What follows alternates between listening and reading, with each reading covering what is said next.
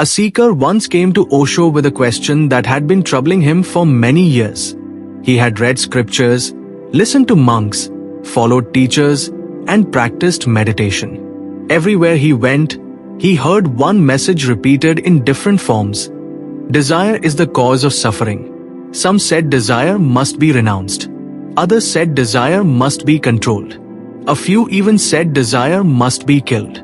Yet the seeker was confused, because the more he tried to suppress desire, the more powerful it seemed to become. With folded hands and a restless heart, he asked Osho, "Bhagwan, is desire the enemy on the spiritual path, or is it the path itself?" Osho looked at him silently for a moment.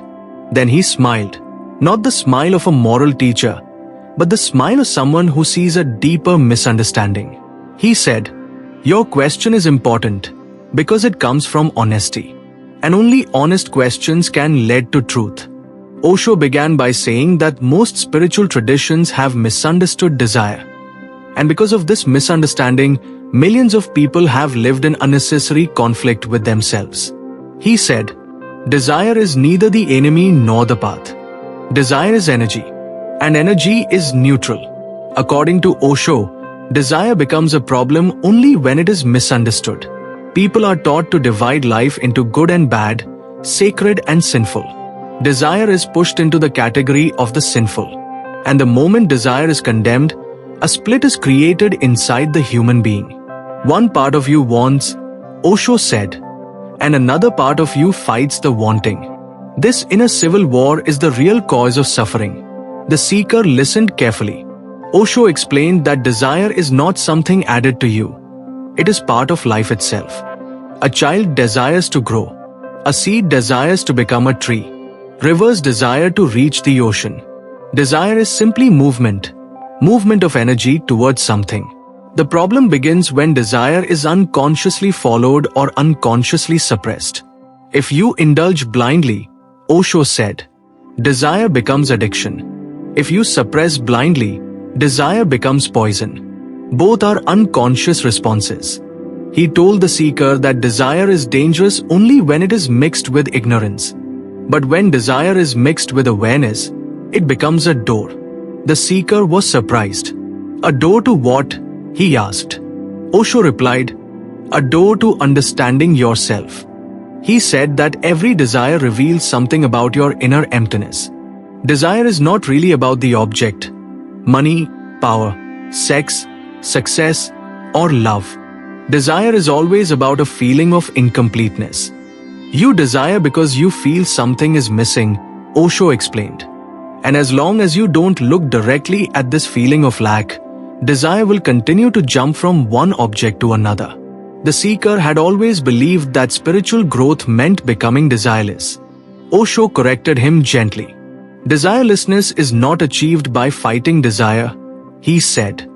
Desirelessness happens when desire is understood so deeply that it drops on its own. He used an analogy. When a child touches fire and gets burned, the child does not need discipline to avoid fire. Understanding is enough. Similarly, when you see clearly that desire does not fulfill, it dissolves. Not because it is wrong, but because it is no longer needed. Osho said that most people never experience this understanding because they are either indulging or repressing. Both keep desire alive. Indulgence says, I must have this. Suppression says, I must not have this. In both cases, the mind is obsessed. True freedom, Osho said, is when desire arises and you simply watch it. The seeker asked, but if I watch desire, won't I be tempted to act on it? Osho laughed softly. He said, if watching leads to action, then you were not watching, you were daydreaming. True watching creates distance. In that distance, desire loses its urgency. It is seen as a wave, not a command. Osho explained that desire becomes the path only when it is used as a mirror. When desire arises, instead of judging it, follow it inward. Ask, what is this desire trying to give me? What emptiness am I trying to fill? Is this about pleasure or about avoiding pain? He said that when desire is explored with awareness, It leads you back to yourself. The seeker then asked about renunciation. Should I renounce desire to be free? Osho answered clearly. Renunciation without understanding is violence. He said that renunciation should not be an act of will, but a consequence of insight.